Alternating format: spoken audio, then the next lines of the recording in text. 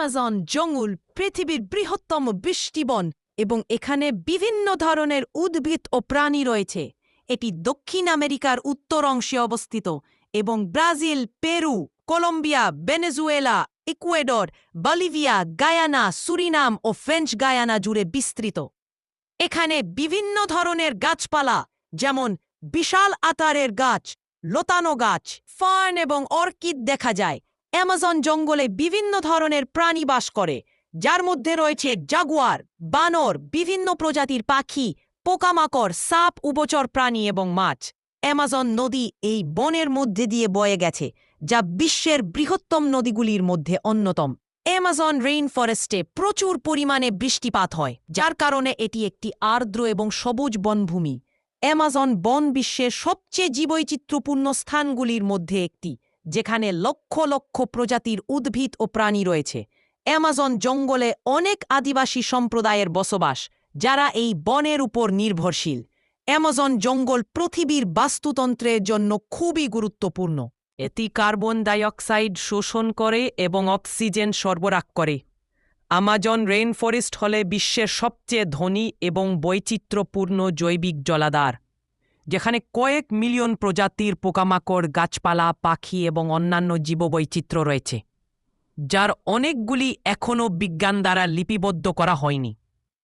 এই সমৃদ্ধ গাছপালা বিভিন্ন ধরনের গাছকে ঘিরে রেখেছে, যার মধ্যে রয়েছে বহু প্রজাতির মার্টেল, লোরেল, পাম এবং বাবলা, সেই সাথে গোলাপ কাঠ, ব্রাজিল বাদাম এবং রাবার গাছ, মেহগনি এবং আমাজনীয় সিডার দ্বারা চমৎকার কাঠ সজ্জিত।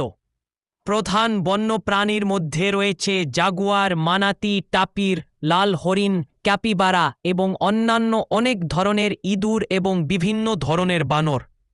বিংশ শতাব্দীতে ব্রাজিলের দ্রুত বর্ধনশীল জনসংখ্যা আমাজন রেইন ফরেস্টের প্রধান অঞ্চলগুলিতে বসতি স্থাপন করে। কাঠ সংগ্রহ এবং চারণভূমি এবং কৃষিজমি তৈরির জন্য বসতি স্থাপনকারীদের জমি উচ্ছেদের ফলে আমাজন বনের আয়তন নাটকীয়ভাবে হ্রাস পায়।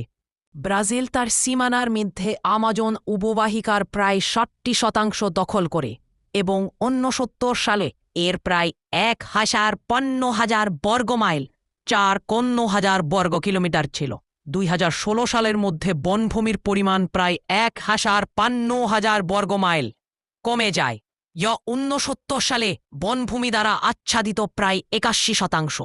1990-এর দশকে ব্রাজিল সরকার এবং বিভিন্ন আন্তর্জাতিক সংস্থা বন উজাড় এবং অন্যান্য ধরনের ধ্বংস থেকে রক্ষা করার জন্য প্রচেষ্টা শুরু করে।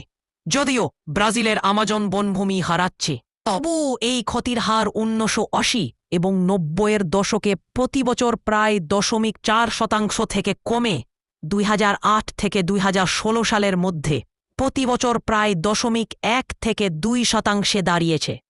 তবে 2019 সালের প্রথমার্ধে ব্রাজিলের আমাজনে প্রায় 75,000 অগ্নিকাণ্ডের ঘটনা ঘটেছে, যা 18 সালের তুলনায় 85% বেশি, মূলত ব্রাজিলিয়ান রাষ্ট্রপতির উৎসাহের কারণে। জায়ের বলসোনারো গাছ কাটার একজন জোরালো সমর্থক,